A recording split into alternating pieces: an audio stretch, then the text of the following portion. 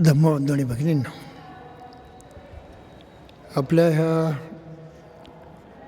अभ्यासामध्ये जवळजवळ 1 महिन्यांचं अंतर पडलेलं आहे. यापूर्वीचा क्लास आपला 4/12/16 या दिवशी होणार होता, पण इथे पोलीस निवासस्थानास आल्यामुळं तेव्हापासून आपला क्लास जवळजवळ बंद झालेला आहे. तो आपण आज परत सुरू करत आहोत. हा इथून पुढचा जो भाग आहे तोही ह्या अभ्यासाच्या दृष्टीनं अतिशय महत्त्वाचा आहे.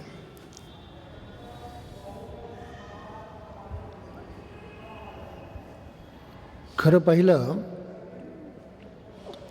तर अधम्म म्हणजे काय आणि सद्धम्म म्हणजे काय हे लक्षात घ्यायचं झालं तर अगोदर धम्माचं प्रयोजन लक्षात घेणं फार गरजेचं आहे. धर्माचा उद्देश काय, विशेष करून बुद्ध धर्माचा उद्देश काय आहे. जर बुद्ध धर्माचा उद्देश आपल्याला कळला नाही, तो नीट लक्षात राहिला नाही, तर आपल्याला हा फरक फारसा मनाला पटणार नाही. आणि आज जगामध्ये तसंच होताना दिसतं आहे. या विषयावरती लोक मोठमोठी भाषणं देतात, परंतु त्याचं मर्म मात्र लक्षात येत नाही. आणि त्या श्रद्धा नुसत्या अशी प्रवचनं ऐकून तुटत नाहीत. म्हणून धम्माचा मुख्य हेतू काय आहे तो लक्षात आला पाहिजे. तो बाबासाहेबांनी पाठीमागे मांडलेला आहे आणि आपण तो मागे बघितलेला आहे या की त्यांनी धम्मदीक्षेचे 2 महत्त्वाचे उद्देश सांगितलेले होते. पहिला उद्देश सांगितलेला होता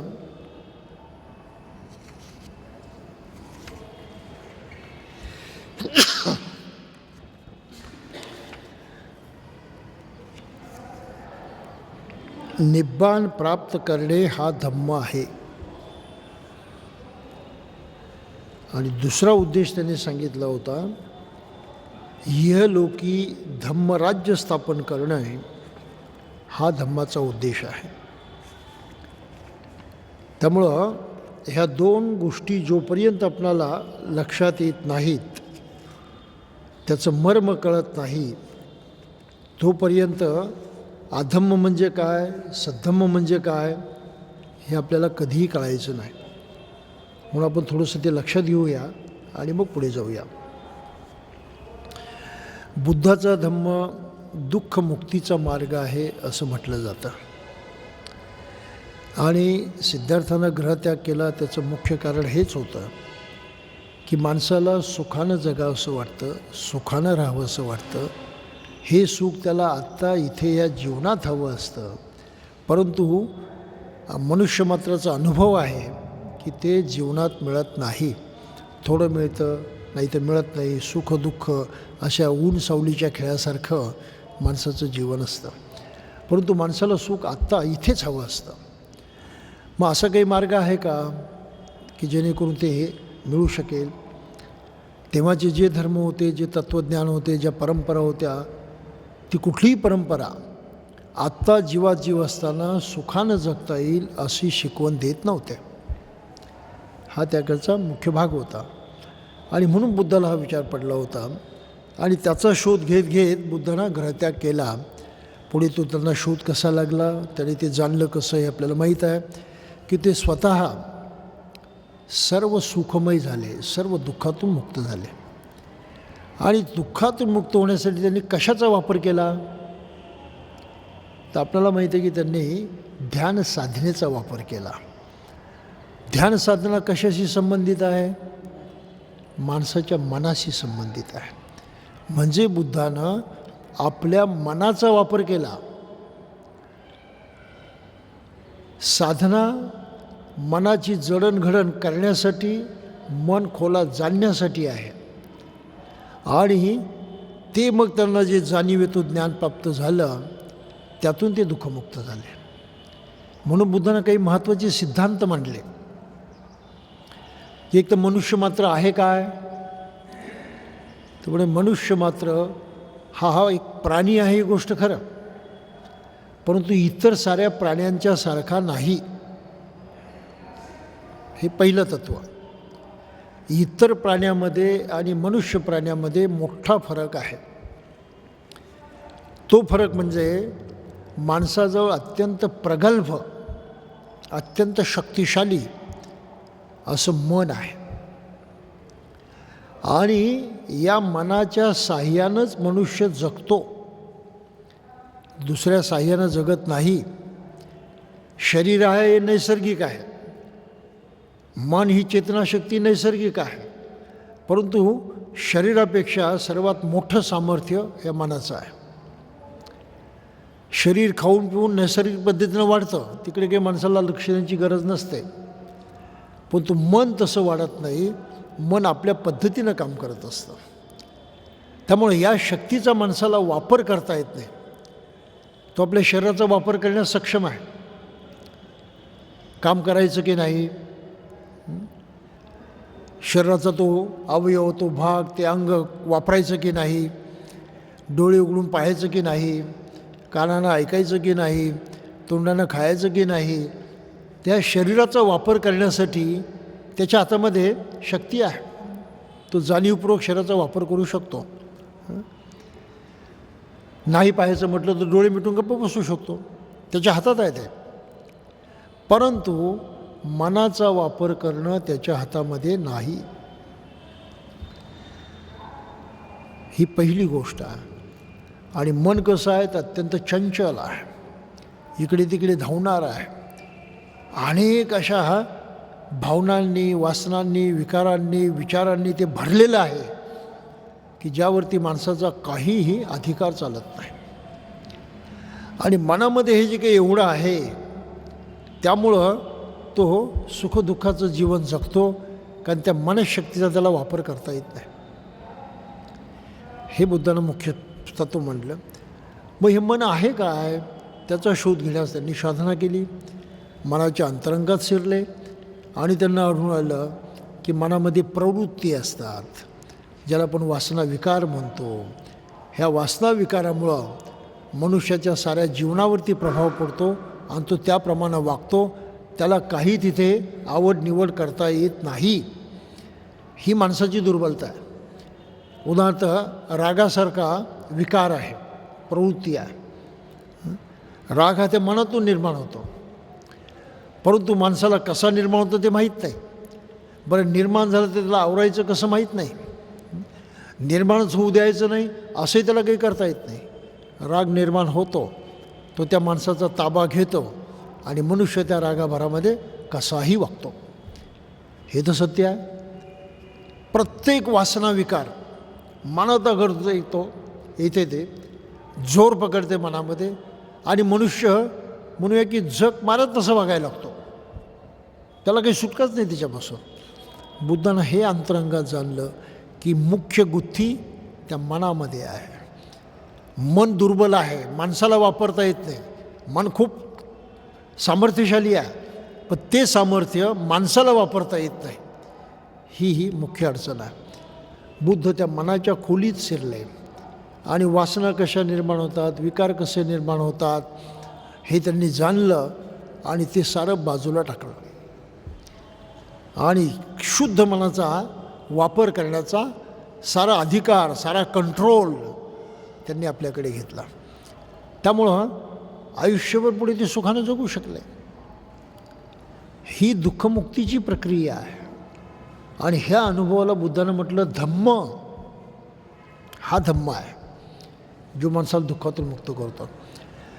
आणि हा धम्म जाणावा लागतो, तसं प्रत्यक्ष करून पाहावं लागतं आणि त्या पाहण्यामधून दुरुस्ती करावी लागते.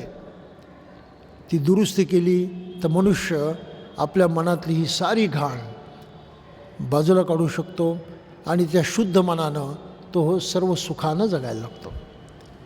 हा बुद्ध धर्माचा मूलभूत सिद्धांत आहे. इतर धर्मामध्ये असं नाही. इतर धर्म काय सांगतात, सुखदुःख आहे तुम्हाला, पण त्याला इलाज नाही, ते तुम्हाला देवानं दिला. मग त्या साऱ्या माणसाला इतर धर्मांनी काय केलं, बाहेर बघायला सांगितलं, दुसऱ्याकडे बघायला सांगितलं. तुझ्याजवळ काही नाही, सारं बाहेर आहे. ईश्वर नावाची शक्ती आहे, ती शक्ती सुखदुःख देते, ती शक्ती तुला जन्ममृत्यू देते. त्यामुळे त्या शक्तीला मान आणि तुला जे पाहिजे त्याच्याकडे माग. म्हणून सारी माणसं भिकाऱ्यासारखी ही मागायला लागली.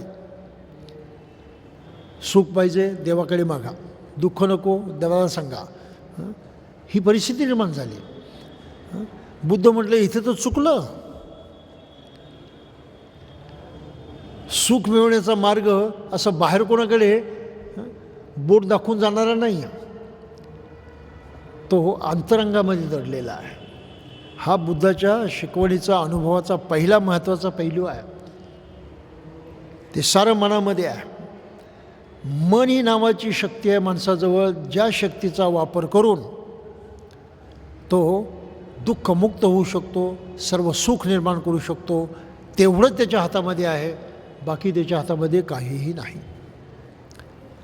हा बुद्धाचा मूलभूत सिद्धांत आहे आणि त्या मनाचा वापर करायला शिकवणं हे धम्माचं मुख्य कार्य आहे.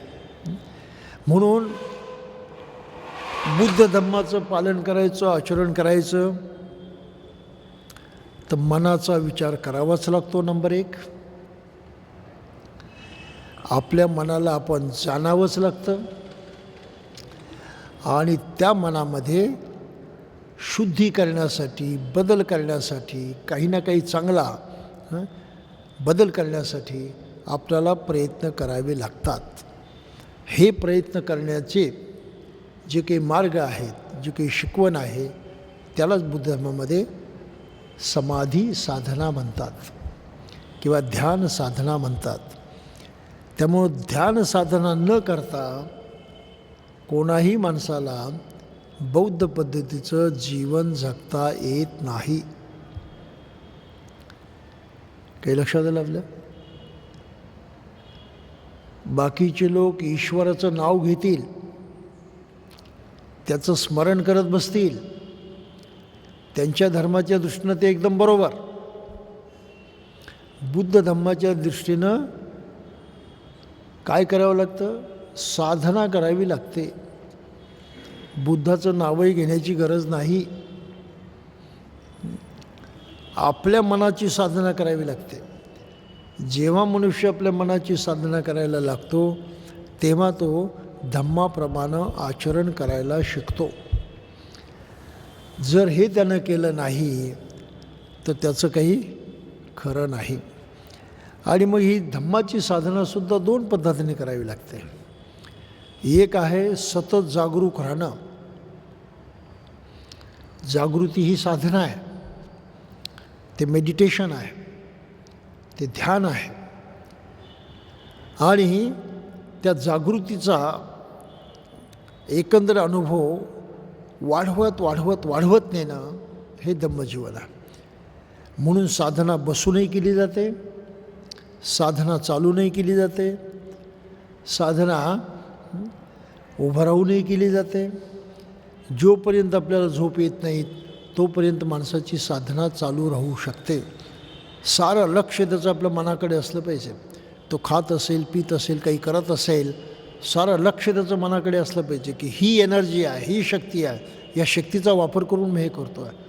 मग त्या शक्तीचा मी कसा वापर करतो आहे याची जागरूकता बाळगणं हा धम्मातला सर्वात महत्त्वाचा आचरणाचा भाग आहे. त्याला म्हणतात सती किंवा स्मरण. पण स्मरणपेक्षा मुख्य चांगला शब्द आहे जागरूकता. म्हणून जागरूकपणे जगणं हा बुद्ध धर्मातला मुख्य भाग आहे. सतत मनाच्या संपर्कात राहून जे काही करत असेल, बोलत असेल, वागत असेल, मनात काही विचार येत असतील, सतत त्या संपर्कात असलं पाहिजे. काय मनांमध्ये होतं आहे आणि मला ते हवं आहे की नको आहे, ते सुखाच्या विरुद्ध आहे की नाही, याची सतत जाणीव ठेवणं याला धम्मजीवन म्हणतात. साधना, सतर्क राहणं, सावधान राहणं, जागरूक राहणं, इंग्लिशमध्ये म्हणतात अवेअरनेस. आणि अशी अवेअरनेस ठेवली, जागृती ठेवली की मग हे पुढचे प्रकार जे आहेत ते आपल्याला कळायला लागतात. मग जागृती ठेवल्यावरती काय कळतं? मग इथे बाबासाहेबांनी त्या व्याख्या केलेल्या आहेत. धम्म म्हणजे का, अधम्म म्हणजे का. अधर्म होतो, जागरूकता नाही बाळगली तर आपलं आचरण अधार्मिक होतं, धम्माच्या विरुद्ध होतं. काही लक्षात येतं आपल्या? जर जागरूकता बाळगली तर धम्माच्या विरुद्ध आचरण होत नाही. पण जागरूकताच मुळात नसेल तर मग विरुद्ध आहे की बरोबर आहे कसं कळणार? कळू शकत नाही. म्हणून आज जगामध्ये कसं चाललं आहे की अनेक लोकांना हे फक्त शब्द माहीत आहेत, पण ते स्वतः जागरूक नसतात आणि त्यामुळं आचरणाच्या बाबतीमध्ये शून्य असतात. ही गडबड आहे पहा. मग जागरूकतेमध्ये काय बाळगलं पाहिजे की मनामध्ये जे निर्माण होतं त्याबद्दल बुद्धांना एक क्रायटेरिया दिलेला की आपलं मन सतत सकारात्मक ठेवण्यासाठी धडपड करणं, जागरूक राहणं ही साधना आहे. सकारात्मक. जे जे नकारात्मक असेल त्या बाबतीमध्ये ताबडतोब सावधान होणं आणि मनाला त्या नकारात्मकतेचा स्पर्श झाल्याबरोबर ती लागलीच आपण थांबणं, त्याच्यावरती उपचार करणं, त्याच्यावरती काही कारवाई करणं हे आवश्यक असतं. याला म्हणतात जागरूकता. त्यामुळं हे समाधीचंच जीवन आहे एक प्रकारे.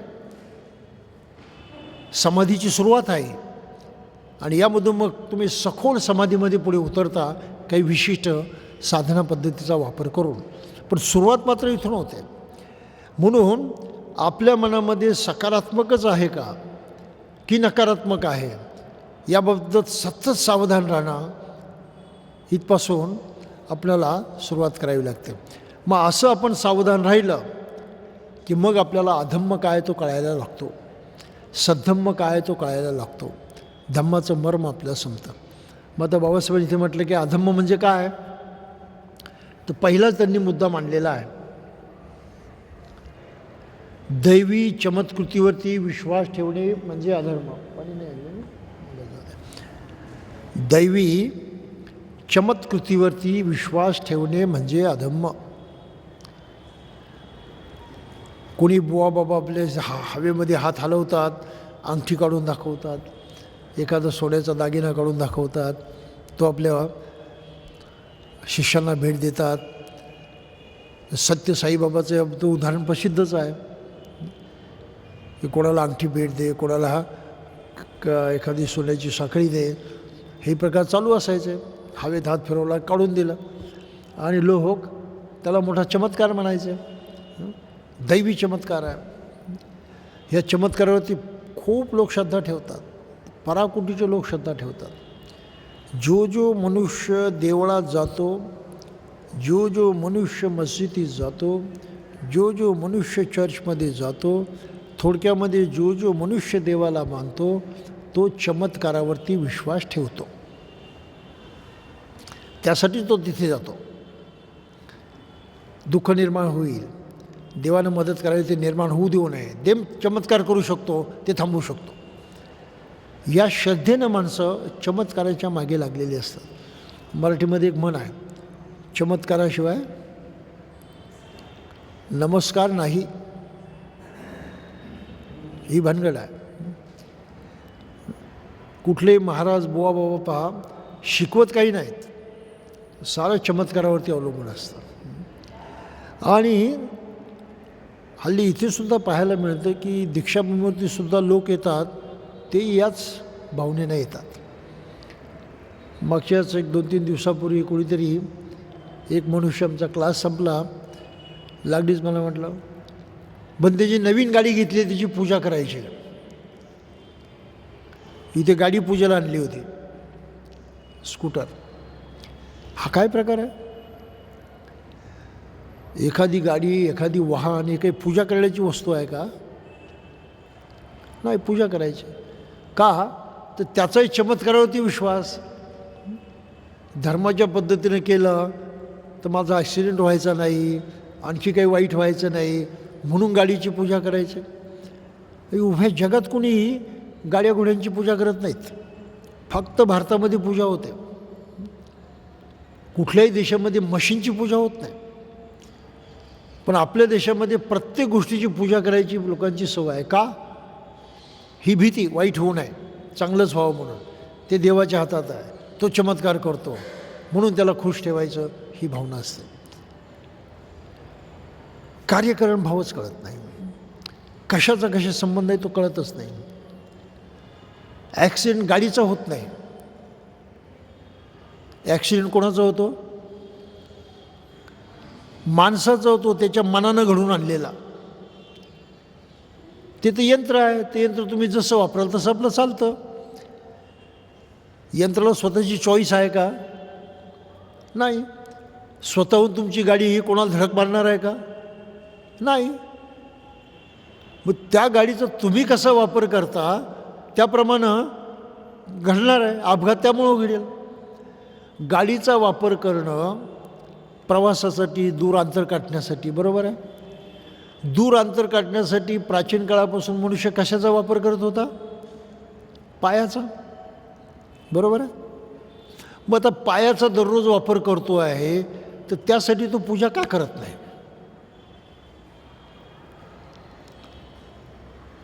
प्रवास पायानंच करतो ना. पाय हेच यंत्र आहे. या यंत्राची पूजा कधी माणसानं केली आहे? गाडीची मात्र पूजा करतो. म्हणजे काही ना काही घोटाळा आहेच ना.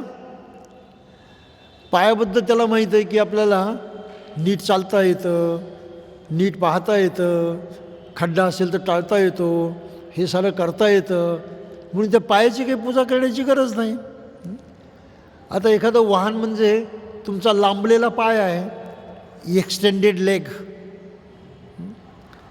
एवढाच फरक आहे. त्याचाही पायासारखाच वापर करायचा एवढीच गरज आहे. पूजा करण्याची गोष्ट आहे का ती? अजिबात नाही. मनुष्य त्यावरती विश्वास ठेवतो. दैवी चमत्कृती विश्वास ठेवणं, याला हा बाबासाहेबांनी अधम्म म्हटलेला आहे. खरं म्हणजे बुद्धानंच म्हटलेलं आहे. ते हे पाली त्रिपिटकामध्ये आलेलं आहे. मग बाबासाहेबांनी कशी भाषा वापरली ते पहा. जेव्हा जेव्हा एखादी घटना घडते तेव्हा ती कशी घडली, त्याचे कारण काय, हे जाणण्याची मनुष्य मात्राला आवश्यकता वाटते. कधीकधी कारण व कार्य ही एकमेकांच्या इतकी जवळजवळ असतात की कार्याच्या कारणाचा पत्ता लागणे अवघड असते.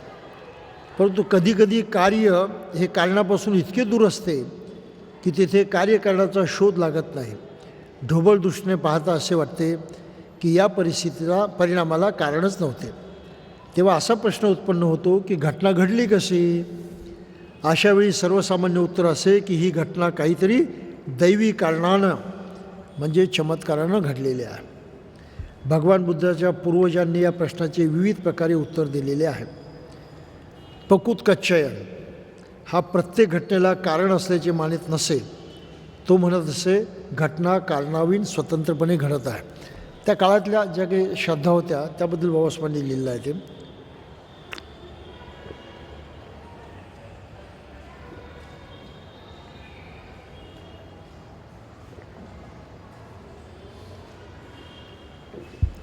बुद्धाचं म्हणणं काय पहा. प्रत्येक घटनेला कारण असते. एवढेच नव्हे तर प्रत्येक कारण हेही मानवी अथवा प्राकृतिक कारणाचा परिणाम असतो. कारणही तसं आपोआप निर्माण नाही होत. ते एक तर प्रकृतीनं, निसर्गानं निर्माण केलेलं असतं किंवा माणसानं निर्माण केलेलं असतं आणि त्या कारणाचा मग परिणाम होतो. काळ, प्रकृती, अनिवार्य, आवश्यकता इत्यादींना कोणत्याही घटनेचे कारण मानणे याला त्याचा विरोध होता. जर काळ, प्रकृती, अनिवार्य, आवश्यकता हीच फक्त घटनेची एकमात्र कारणे असतील तर मग त्यांची स्थिती काय, असा पुढचा प्रश्न बुद्धांना विचारलेला आहे. मनुष्य हा काळ, प्रकृती, आकस्मिकता, ईश्वर, देव, अनिवार्य, आवश्यकता यांच्या हातातील एक बाहुल्या आहे काय? जर मनुष्य स्वतंत्र नाही तर माणसाच्या अस्तित्वाचे प्रयोजन काय? तो जर दैवी चमत्कृतीवरती विश्वास ठेवू लागला तर त्याच्या बुद्धीचा उपयोग काय? जर मनुष्य स्वतंत्र असेल तर प्रत्येक घटनेला मानवी अथवा प्राकृतिक कारण असले पाहिजे. कोणत्याही घटनेला दैवी चमत्कृतीत उगम असणे शक्य नाही. कदाचित हे संभवनीय आहे की घटनेचे वास्तविक कारण समजत नसेल, परंतु तो बुद्धिवान असेल तर कधीतरी एके दिवशी ते त्याला सापडल्याशिवाय राहणार नाही. दैवी चमत्कृतीवादाचे खंडन करण्यात भगवान बुद्धाचे 3 हेतू होते. माणसाला बुद्धिवादी बनवले, त्याला स्वतंत्रपणे सत्याचा शोध काढण्यासाठी सिद्ध करणे आणि भ्रामक समजुतीपासून त्याला मुक्त करणे. या सिद्धांताला बुद्ध धर्मात कम्म सिद्धांत किंवा हेतुवाद असं म्हटलेलं आहे. आता हा समजल्याशिवाय आपल्याला पुढचं काही कळत नाही. कर्म सिद्धांत. कर्म म्हणजे काय? आपण कशाला कर्म म्हणतो?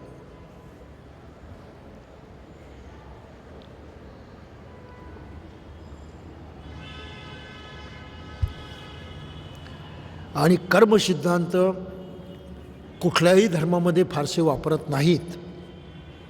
हिंदू धर्मामध्ये कर्माची व्याख्या करतात, पण ती वेगळी, ती ईश्वराशी बांधील आहे. सर्व धर्मामध्ये ईश्वराशी बांधिलकी हा कर्माचा मुख्य भाग आहे. बुद्ध धर्मामध्ये कर्माचा भाग सृष्टीच्या एकंदरीत अस्तित्वाशी बांधलेला आहे. सृष्टीचा नियमच आहे बदलणं, परिवर्तन पावणं. प्रत्येक गोष्ट सतत बदलत असते. बदलण्याची प्रवृत्ती हे मूळ कारण आहे सृष्टीचं, मूळ कारण. मनुष्य बदलतो, प्राणी मात्र बदलतात, प्रत्येक भौतिक गोष्ट ही बदलत असते. बदलत असे याचा अर्थ हळूहळू त्याच्यामध्ये परिवर्तन होत असतं. परिवर्तन 2 प्रकारचं असतं. एक परिवर्तन विकास करतं, वाढतं. दुसरं परिवर्तन विनाश करतं, कमी किंमत होऊन ती प्रकृती नष्ट होते. माणसाच्या जीवनाला हे लागू केलं तर मनुष्य जन्मास येतो, हळूहळू वाढत जातो. त्याचं वाढणं काही काळापर्यंत विकास पावणारं असतं, त्याला आपण मोठा होणं म्हणतो.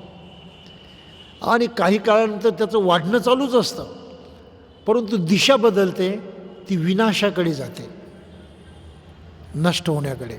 हे बरोबर आहे? हा सृष्टीचा नियम आहे. त्याच्यात काही बदल करता येऊ शकतो का? कायम वाढतच राहायचं, उलटं कधीही होऊ द्यायचं नाही, नाही करता येत. अपरिवर्तनीय ती गोष्ट आहे. हा सृष्ट नियम आहे, त्याला धरून माणसाला वागावं लागतं, त्याला सोडून वागता येत नाही. जर तो धरून वागला नाही तर गडबड होते. हा दुसरा महत्त्वाचा भाग आहे. मग माणसाला फळ केव्हा मिळतं? सृष्टीच्या नियमाप्रमाणे तो वागला, परंतु सुख निर्माण व्हायचं आहे की दुःख निर्माण व्हायचं आहे याची जाणीव ठेवली तर मनुष्य अधिकाधिक सुखानं जगू शकतो. तो मृत्यू टाळू शकत नाही, ती वाढ बदलू शकत नाही, परंतु जगण्याची पद्धत मात्र तो बदलू शकतो. हा फार महत्त्वाचा मुद्दा आहे. जगण्याची पद्धत बदलू शकतो. तो असं जगेल की नैसर्गिकदृष्ट्या मृत्यूची जरी वेळ आली तरी त्याच्या जीवनात आनंद असेल, त्याच्या जीवनात सुख असेल, दुःख निर्माण होणार नाही. आणि माणसाचा मुख्य जगण्याचा हेतू सुखानंच जगण्याचा असल्यामुळं ही भूमिका त्याला घेणं फार गरजेचं आहे की सुखानंच कसं जगेल. मग कार्य आहे, कारणाचा जो परिणाम होतो त्याला कार्य म्हणतात. जे आपण करतो त्याला आपण कार्य म्हणतो. करतो म्हणजे कारण घडतं, कारण आपण बनतो, करतो जेव्हा कारण बनतो आणि त्या करण्याचा परिणाम होतो त्याला परिणाम म्हणतात, त्याला फल म्हणतात. हा सृष्टीचा नियम आहे. एखादा दगड आहे, एखादी वस्तू आहे, या वस्तूमध्ये कोणतीही शक्ती नाही आपल्याला माहीत आहे. कोणती आंतरिक शक्ती नाही, ती वस्तू हालचाल करत नाही, त्याच्यामधून कुठली अशी अतिंद्रिय अदृश्य शक्ती बाहेर पडत नाही, हे तर बरोबर आहे. वस्तू ती वस्तू आहे. हा दगड आहे असं पण म्हटलं, आणि त्या दगडाला शेंदूर लावला, काय होतं? शेंदूर लावलेल्या दगडाकडे भारतीय म्हणून त्या नजरेनं पाहतो आहे ना. त्यात शेंदूर लावलेल्या दगडाकडे एखादा रशियन मनुष्य कोणत्या नजरेनं बघेल? इंग्लिश मनुष्य कोणत्या नजरेनं बघेल? अमेरिकन मनुष्य कोणत्या नजरेनं बघेल? तो तिकडे त्या वस्तूला दगड म्हणून बघेल का देव म्हणून बघेल? फार तर काय म्हणतात, कलर्ड स्टोन आहे. त्याची भाषा काय असेल? It is a colour stone, रंगीत दगड आहे, परंतु त्याला दगडच म्हणणार आहे तो, ही गोष्ट खरी आहे. एखाद्या मूर्तीकडे त्यानं बघितलं, तो काय म्हणेल? स्टोन इमेज आहे, दगडाची ती वस्तू आहे, प्रतिमा आहे, त्याला तो देव नाही म्हणणार. हे तर बरोबर आहे. फक्त भारतातला मनुष्य तसं म्हणेल, का तर लहानपणापासून ती सवय लावलेली आहे, आईबापांनी लावली आहे, समाजानं लावली आहे, शेजाऱ्या पाजाऱ्यांनी लावलेलं आहे. त्या वातावरणामध्ये तो वाढतो आणि बाकीचे लोक इतक्या वर्षापासून सारेच मानतात, लहान थोर सारे त्याला तसं मानतात, म्हणून हा सुद्धा त्यांच्यासारखंच वागायला लागतो, तसंच खरं मानायला लागतो. काही लक्षात आलं आपल्या? याला संस्कार म्हणतात. बुद्धांना कंडिशन म्हटलेलं आहे ते. म्हणून त्या दगडाला तो नमस्कार करेल, दगड म्हणून त्याला पाहणार नाही. बुद्धानं काय सांगितलं? जसं आहे तसं बघ. तिथे चूक केली, सारं आयुष्य तुझं चुकलं, तू गेला भटकत, काही थारा नाही तुला. जसं आहे तसं बघ. चालायचं आहे ना, चालायचं असेल तर रस्ता नीट आहे की नाही बघ, त्यात दगडधोंडे आहेत का, खड्डा आहेत का, काटेकुटे आहेत का बघ. ते जर नाही बघितलं आणि तसंच चालत राहील तर काय होईल? तू ठेचाही खाशील, तू खड्ड्यातही पडतील, तुला काटेही टोचतील, सर्व काही होईल. थोडक्यामध्ये दुःखच दुःख निर्माण होईल, तुला काही त्यातून सुटका नाही. परंतु जर डोळे उघडे ठेवलेस तर रस्ता जरी तसा असला तरी तो आपलं पाऊल असं टाकतील की ज्यामुळं त्याला ठेच लागणार नाही, ज्यामुळं तो खड्ड्यात पडणार नाही, ज्यामुळं त्याला काटे टोचणार नाहीत. ही ती गोष्ट खरी आहे. म्हणजे नीट बघण्याशिवाय काही इलाज आहे का? काही नाही. बुद्धानं माणसाला ते शिकवलं की नीट बघ. मग काय बघ? जीवनामध्ये ज्या घडामोडी घडतात त्या नीट बघ, का घडतात, तू जे करतो त्या कारणाचा काय परिणाम होतो ते नीट बघ. तो परिणाम तुला हवा आहे का? हवा असेल तर तसंच कर, नको असेल तर तसं करू नको. इतकी सोपी बुद्धाची भूमिका आहे. सारं तुझ्यावरती अवलंबून आहे. बाहेर तुला कुणी मदत करणार नाही, तुझं तुलाच करायचं आहे. डोळे तुझ्याजवळ आहेत, थोडक्यात मन तुझ्याजवळ आहे. मग काय करायचं आहे? जसं ते मी नेहमी एकदा उदाहरण देतो, की असा हात उगारला तर कोणाला तरी दुःख होतं, भीती निर्माण होते. तुला भीती पाहिजे का? तुला दुःख पाहिजे का? ज्या माणसावरती हात उगारला तो तुला क्षमा करणार आहे का? तुझ्याशी चांगलं वागणार आहे का?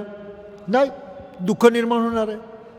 तो परिणाम तूच बघ, तूच केलेला आहे ते, की मी जर हात उगारला तर दुःख निर्माण होतं, कोणीतरी दुखावला जातो आणि तो मला दुःखच देईल, तसंच वागेल, तो मला काही सुख देणार नाही. ही तर गोष्ट खरी आहे.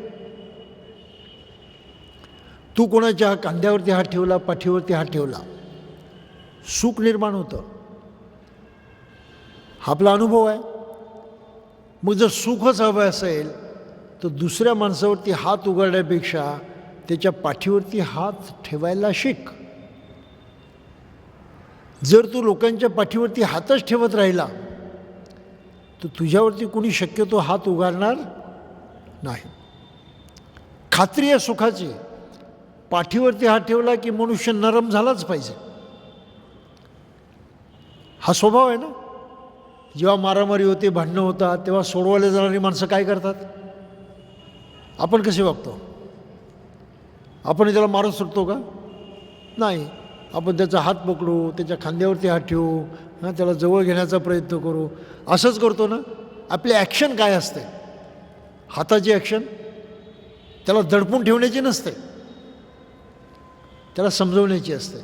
आणि समजवण्यामध्ये हात काम करतो पाठीवरतीही ठेवण्याचं, डोक्यावरती ठेवण्याचं. हे खरं आहे की खोटं आहे? म्हणजे रागाला कंट्रोल कसं करायचं हे आपल्यालाही माहीत आहे, पण व्यवहारामध्ये आपण तिकडे तितकं लक्ष देत नाही. राग आला आपल्याला की आपण हे हात उगारायला मागे पुढे पाहत नाही. आपण दुर्वचन केलं, शिवी दिली, अपमान केला, दुःख होतं आपल्याला माहीत आहे. आपण जाणून बुजून असं दुःख निर्माणही करतो. कोणाला दुःख द्यायचं असेल, कोणाचं सूड घ्यायचं असेल, कोणाला काही त्रास द्यायचा असेल तर शिवी देतो आपण, वाईट म्हणतो. आपल्याला माहिती आहे की त्याचा परिणाम त्याच्यावरती होणार आहे, त्याला दुःख होणार आहे. परंतु तसं ते आपल्यालाही होणार आहे का? तो काही आपल्याला चांगला नाही वागणार, तो ते मनात ठेवणारच आहे, तो त्याची परतफेड करणारच आहे. म्हणजे दुःखाचं कारण आम्ही निर्माण करून ठेवलेलं आहे, त्याचा परिणाम आज नाही उद्या होईलच, कधी ना कधी होईलच. कारण घडलेलं आहे ना. तत्काळ होईल ना तर नंतर होईल. तुम्ही कोणाला मारहाण केलीत, शिवी दिलीत, गरीब असेल, दुबळा असेल, तर तेव्हा गप्प बसेल, तुम्हाला काही करणार नाही, फार तर मनातल्या मनात शिव्या देईल. पण कधी ना कधी सूड घेतल्याशिवाय राहील का तो? कधी ना कधी तुम्हाला त्याच पद्धतीनं वागवल्याशिवाय तो राहणार आहे का? दुःख देणारच आहे. वेळेची वाट पाहिल, काळ केव्हा येतो तो येईल, पण तुम्हाला तो दुःख देईल. नाही दिलं तरी तो काही तुमच्या सुखाच्या बाजूने उभा राहणार नाही, ही तो गोष्ट खरी आहे. म्हणून बुद्धाचं म्हणणं आहे की आपणच दुःख निर्माण करतो, आपणच सुख निर्माण करतो. त्या काटेरी वाटेवरती चालण्याची जबाबदारी आपली आहे. डोळे उघडे ठेवूनच चालावं लागतं. मी हात उगारला म्हणजे रस्त्यामधला एक धोंडा आहे, मी हात उगारतो तेव्हा माझं मन तो धोंडा बघतच नाही, मग मला ठेच लागते. हा त्यातला फार महत्त्वाचा भाग आहे की म्हणून बुद्ध म्हणतात बघ नीट. कारण घडतं त्याचा परिणाम होतोच. परिणाम दोन प्रकारचे, सुखकारक, दुःखकारक. तुला कोणतं पाहिजे? सुखकारक पाहिजे तर सुखकारक परिणाम ज्या पद्धतीनं होतो त्या पद्धतीनं कर, त्या पद्धतीनं वाग. त्यालाच म्हटलं आहे कर्म कर. या पद्धतीनं कर्म केलं तर सुख वाढत जाईल. आणि सारं वागणं माणसाचं शेवट्या मनातून निर्माण होतं. मन प्रधान आहे. मनाच्या मुळाशी मग अशा काही प्रवृत्ती असतात, अशा काही सवयी असतात, त्याला आपण वासना विकार म्हणतो. त्या भरामध्ये आपण वावरतो आणि म्हणून आपल्यातून दुःख निर्माण करणारं कर्म घडतं किंवा कार्य घडतं. म्हणून तिथेसुद्धा आतमध्ये तुला डोकावलं पाहिजे आणि त्या प्रवृत्तीप्रमाणे वागायचं नाही असं शिकलं पाहिजे, तर तुला अधिकाधिक सुखाचा लाभ होऊ शकेल. म्हणून कर्म बुद्धानं कसं सांगितलं? डोळसपणे करायचं, हे जाणून की आपल्या करण्याचा परिणाम होतोच होतो. एक तर सुखात होतो, नाही तर दुःखात होतो. आणि सुखाचा परिणाम करायचा की दुःखाचा परिणाम होईल असं वागायचं हे आपल्या हातामध्ये आहे. काय संबंध देवाचा? काय संबंध बाहेर कोणाचा? बाहेरच्या कोणाचा काहीही संबंध इथे येत नाही. बुद्धानं माणसाला ते पाहायला शिकवलं. हे बघ, हे असं आहे, हे असं कर. जर तू असं केलं तर सुख तुझ्या हातामध्ये आहे, जर नाही केलं तर तुझ्या हातामध्ये काही नाही. म्हणून दैवी चमत्कृती विश्वास ठेवणे अधम्य आहे. की काहीतरी चमत्कार घडेल आणि मला मिळेल, काहीच होणार नाही. ते संबंध कार्यक्रम भावच चुकला ना. कार्यक्रम भावच चुकला. एखादी तेलाची बी असेल, ऑइल सीड्स म्हणतो आपण त्याला, ही तेलाची बीज आपण हे केली, काय म्हणतो आपण, क्रश केली, दाबली तर त्यामधून तेल नक्कीच निघेल. पण वाळूचे कण दाबले तर आहे ना प्रॉब्लेम. मग एखादी वस्तू दाबण्याच्या क्रियेतून जर रस निघत असेल तर दगड किंवा वाळू दाबून काय होणार आहे का? काहीच होणार नाही. बुद्ध म्हणतात बघ काय करतोस ते, तो पदार्थ ओळख, ते नीट लक्षात घे, त्याचा स्वभाव लक्षात घे, प्रकृती लक्षात घे आणि त्याप्रमाणे वाग. मग आता दगडाची वस्तू आहे तिच्यापासून आपल्याला सुख होईल, तिथून आपल्याला आपोआप काही लाभेल, याच्यावर ते कसा विश्वास ठेवायचा? तसं कधी घडतच नाही ना, कधीच घडत नाही, घडू शकत नाही. तो शुद्ध आंधळेपणा आहे. म्हणून दगडाला दगड म्हणूनच पाहणं गरजेचं आहे. आणि आपल्या भारतासारख्या देशामध्ये काय स्थिती आहे? कोट्यावधी दगडांची पूजा होते, कोट्यावधी. किती देवळं आहेत आपल्याला माहीत नाहीत. देवळाच्या व्यतिरिक्त रंगीत दगड कुठे कुठे त्याचा आपल्याला पत्ता नाही, अगणित. आणि त्या प्रत्येक दगडाला पूजणारा मनुष्य या देशामध्ये आहे. म्हणजे किती आंधळे लोक आहेत ते पहा, किती आंधळे आहेत. त्या दगडामध्ये शक्ती आहे, पॉवर आहे, त्यामुळं आम्हाला लाभ होईल, ही भाबडी अशा माणसाची असते. म्हणून बुद्ध म्हणतात दैवी चमत्कृती विश्वास ठेवणे अधर्म आहे, तो तुमच्या कामाचा नाही. पण कार्यकारण भाव समजला नाही तर आपल्याला हे कळणार नाही. लोक बुद्ध आणि त्यांच्या धम्मात हे वाचतीलही आणि बाहेर जे करायचं ते करतीलही. म्हणून बौद्ध माणसं बुद्धालाही म्हणतात, बौद्ध म्हणूनही म्हणतात, बौद्ध पद्धतीने लग्नही करतात. पण लग्न झाल्यावरती ते नवजोडपं मात्र देवदर्शनाला जातं, तीर्थयात्रेला जातं, घरामध्ये वेगळी पूजा अर्चा करतं. एवढंच काय, अनेक बौद्ध मुहूर्तसुद्धा पाहतात. पत्रिका वाचली की ताबडतोब कळतं. तिथे मिनिट आलं 5:02 की मला पत्रिका बघितली आहे. आणि एक गोष्ट लक्षात घ्या, हिंदूंची असो तर कोणाची असो, नेमकी त्या मिनिटाला कधीच लग्न लागत नाहीत. थोडासा विचार करा. मुहूर्त दिलेला असतो पण तो एक्झॅक्टली त्या मिनिटाला, त्या क्षणाला कुठलाच लग्न समारंभ होत नसतो. तो मागे पुढेच होतो, विशेषतः नंतरच होतो.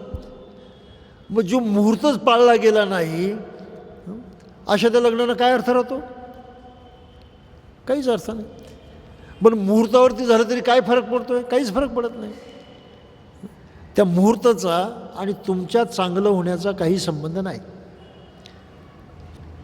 तुमच्या वागण्याचा संबंध आहे. ज्या क्षणी तुम्ही चुकीचं वागाल त्या क्षणी वाईट होणार आहे, त्याचा परिणाम वाईट होणार आहे. ज्या क्षणी तुम्ही चांगलं वागाल त्याचा परिणाम चांगला होणार आहे. याचा अर्थ काय? प्रत्येक क्षण चांगला आहे, प्रत्येक क्षण वाईट आहे. क्षणाचं चांगलेपण किंवा वाईटपण कोणाच्या हातात आहे?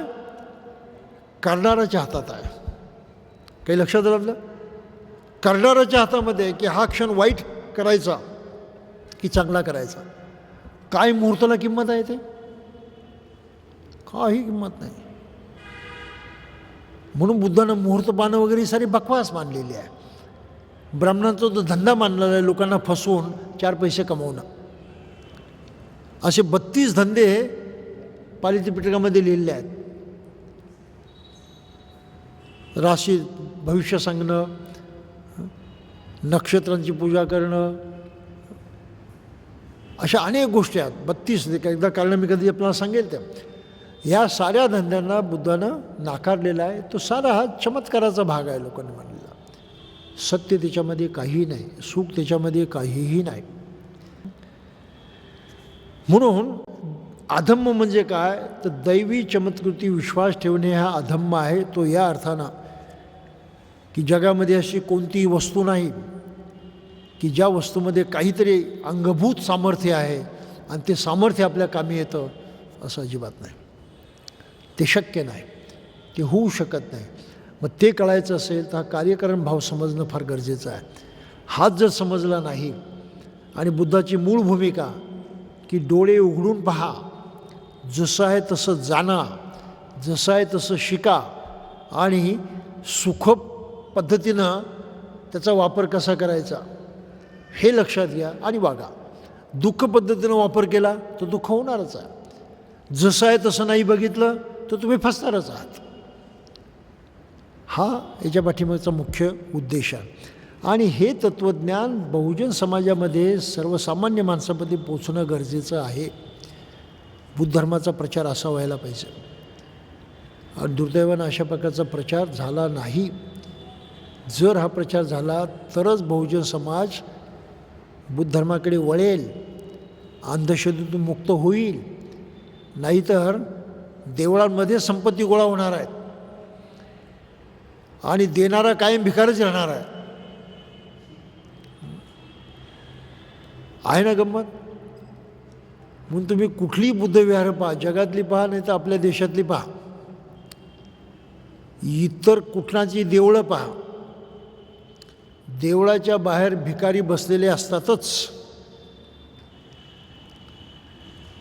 देवळाच्या बाहेर भिकारी असतातच. प्रसिद्ध मस्जिदीच्या बाहेरही भिकारी असतात. चर्चच्या बाहेरही दिसतात आपल्या भारतामध्ये भिकारी. पण बुद्धविहाराच्या बाहेर मात्र भिकारी दिसत नाहीत. तुमच्या वस्तीमध्ये आहे का कुठे बुद्धविहाराच्या बाहेर भिकारी बसलेत का कुठे? येतही नाही तिथे. का? त्याचं कारण एवढंच आहे की त्यांना वाटतं बाकीचे देव जे पावणारे आहेत, बुद्ध पावणारा नाही हे त्यांनाही कळतं, म्हणून ते बुद्धाच्या नादी लागत नाहीत. ही गंमत आहे पहा. म्हणजे सर्वच देवांनी, कधी कधी मला गंमत वाटते बोलताना की देव म्हणे आमचा फादर, आमचा पिता, आमचा बाप, असे सारेच लोक म्हणतात ना. मला प्रश्न हा पडतो, ह्या बापानं मग आपल्या पोरांना भिकारी का बनवलं? उठसूट प्रत्येकजण मागतोच. मी तर असा बाप नाही बघितला बाबा कुठल्या घरामध्ये की ज्याच्याकडे पोरं मागतात, हा बाबा मला हे दे, बाबा मला ते द्या, मला खायला द्या, मला कपडे द्या. मागतात का कोणी? कोणत्या बापाकडे मागतात सांगा भाऊ? नाही मागत. फार तर मागतात केव्हा? खास पसंत असेल तेव्हा. कपडा तर मनुष्य बाप देतोच एवी तेवी, पण मुलाला वाटलं की खासच पाहिजे, चांगलाच पाहिजे, तर मग बापाला म्हणलं असं मग पाहिजे म्हणून. एवढाच फरक आहे ना. खाण्यापिण्याच्या बाबतीमध्ये तेच, मला हे खायला पाहिजे, ते खायला पाहिजे. चॉईस असेल तर, नाही तर बाप काही उपाशी ठेवतो का? नाही ठेवत ना.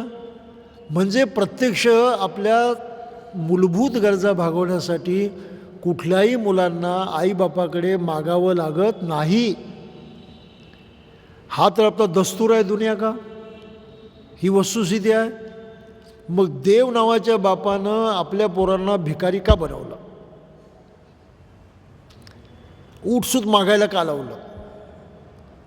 आहे ना, प्रश्नच आहे ना.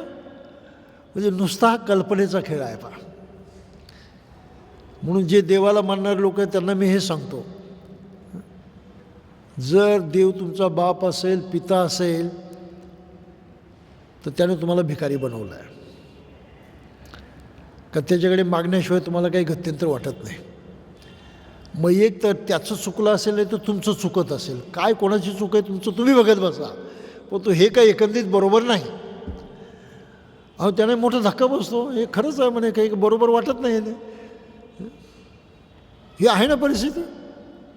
म्हणून आपल्या लोकांना सांगता आलं पाहिजे की जरी आम्ही बुद्धाला बाप मानलं तरी आमचा बाप इतका पक्का की आम्हाला भिकारी बनवलं नाही, भीक मागायला सांगितलं नाही. हा एक फार मोठा लाभ आहे बौद्ध बनण्यामध्ये. उलट आम्हाला कर्तृत्व करायला सांगितलं, कर्तबगारी गाजवायला सांगितले, आम्हाला सक्षम केलं आहे. आम्हाला दुर्बल ठेवलं नाही. ही तर गोष्ट खरी आहे. म्हणून बाबासाहेबांचं ते वाक्य फार चांगलं आहे. पहा, आपल्याला काय मिळवायचं आपण आपल्या सामर्थ्यानं मिळवलं पाहिजे. देगमाई जोगा म्हणून काही मिळत नसतं, हक्क मिळत नसतं. ती बाबासाहेबांची भाषा आहे. देगमाई जोगा म्हणून हक्क मिळत नसतात, तर संघर्ष करून ते मिळवायचे असतात. आणि नेमका हा विचार आज बौद्ध समाजातून त्यांच्या अन्वयामधून लुप्त झालेला आहे. मागण्याचं वाढलेलं आहे. हक्क मागतात लोक. आज भीक मागण्याचे प्रकार सुरू झालेले आहेत. शासनाकडे आम्ही फक्त मागणी करतो, त्यामध्ये मोर्चे काढतो, आवाज उठवतो, एवढंच. द्यायचं की नाही कोणाच्या हातात? शासनाच्या हातात. शासन खरं तुमचा विचार करतं का? ते पाहतात किती लोक होते मोर्चामध्ये, हां एवढे, तुमची मागणी केराच्या कचऱ्यामध्ये, विचारच करणार नाही ते. हे चालू आहे बरं. परंतु प्रचंड जनसमुदाय म्हटल्यावरती अरे धोका आहे, काहीतरी केलं पाहिजे. आणि मग तो सत्तेत असणाराही थोडासा नरम होतो. बरोबर आहे. आज कोणत्या दलित चळवळीमध्ये सत्ताधीशांना नरम करण्याची ताकद आहे मला सांगा? कोणाजवळ ताकद आहे? 10 तुकडे करून 10 तुकड्यांनी 10 मोर्चे काढले, सत्ताधाऱ्यांना काही त्याची किंमत नाही. तुमचा हक्कसुद्धा तुम्हाला मिळू शकत नाही. काही लक्षात येतं आपलं? अशा प्रकारे बाबासाहेबांच्या विचाराचं आम्ही पूर्णपणे वाटोळं केलेलं आहे. पूर्णपणे. हा कर्मसिद्धांत आहे आम्हाला माहीत नाही. आम्ही भिकारी बनलेलो आहोत. विचार करून पहा. गंभीर गोष्ट आहे ती. राजकारण असो नाही तर समाजकारण असो नाही तर कुठलंही असो, जिथे शक्ती असते, जिथे सामर्थ्य असतं तिथे जय असतो. सामर्थ्य नाही तिथे काही नाही. आज बहुजन समाजामध्ये सामर्थ्य नाही, कारण तो विखुरलेला आहे, तुटलेला आहे, फाटलेला आहे. परंतु 3% समाज जो आहे तो संघटित राहून सामर्थ्यशील बनलेला आहे. म्हणून तो आज सत्तेमध्ये आहे आणि बहुजन समाज त्यांचा गुलाम आहे. थोडंसं लक्षात घ्या. लोकांना चिडवण्यासाठी, भावनिक बोलण्यासाठी आम्ही बोलतो की सारी उच्चपद ब्राह्मणांच्या हातामध्ये, बहुजनांना काहीच नाही. असंच होणार आहे. बहुजनांना आपल्या हक्काचं सुद्धा मिळवण्याची अक्कल नाही ना. प्रश्न तो आहे. संघटित राहणं त्यांना माहीत नाही. ही वस्तुस्थिती आहे की नाही? म्हणून बाबासाहेबांनी फार पूर्वी सांगितलं होतं, 1952 साली त्यांनी बोलून दाखवलं होतं बहुजन समाजाला की मी तुम्हाला या देशाचं मालक बनवलेलं आहे. बहुजन समाजाला या देशाचं तुम्हाला मी मालक बनवलेलं आहे. ती मालकीचा प्रत्यक्ष ताबा घ्यायचा की नाही तुमच्या हातात आहे. ती ताबा घेण्याची योग्यता वाढवा आणि ती योग्यता बुद्ध धम्मात आहे. दुसरा मार्ग नाही.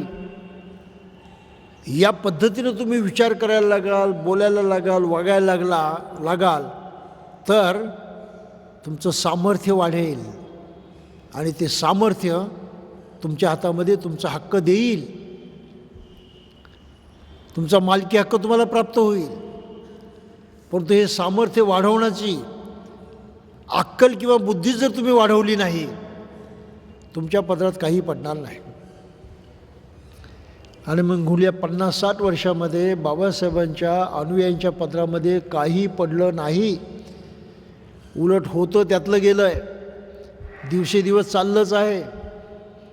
सरकारी नोकऱ्या 50% तर पहिल्याच गेल्या. 90 साली जेव्हा उदारीकरणाचं धोरण आलं, खाजगीकरणाचं धोरण आलं. त्या खाजगीकरणामध्ये खाजगी याच्यात राखीव जागा नाहीत, त्या फक्त सरकारी याच्यामध्ये. पण सरकारचं कामच अर्ध खाजगीमध्ये गेलं, म्हणजे ह्या लोकांच्या अर्ध्या नोकऱ्या गेल्या ना. आणि दिवसेदिवस त्या चालल्याच आहे, कोणाला त्याची फिकीर नाही. अरे कुठलं आरक्षण, आरक्षण तर गेलं.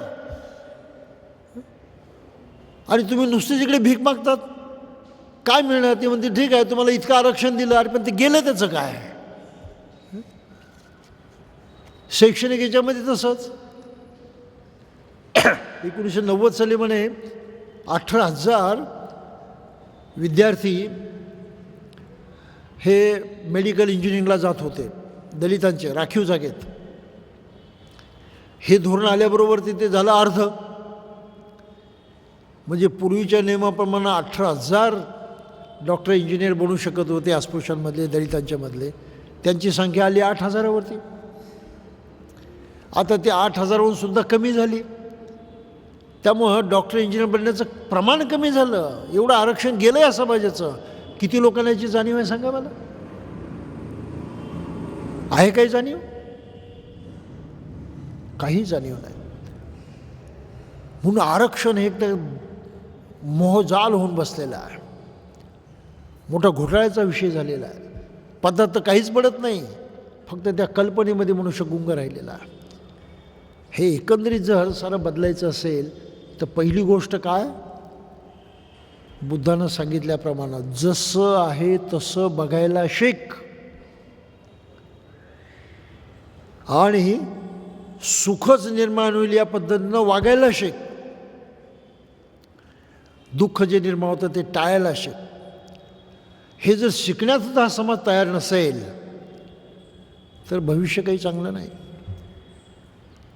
आणखी नुकसान होईल, आणखी वाटळ होईल, कदाचित सर्वस्वाची होळीसुद्धा होऊ शकते. म्हणून बाबासाहेबांना मानणारा मनुष्य बौद्ध नसेल तर त्याला मी तरी बाबासाहेबांचा अनुयायी समजत नाही. एकाच वाक्यामध्ये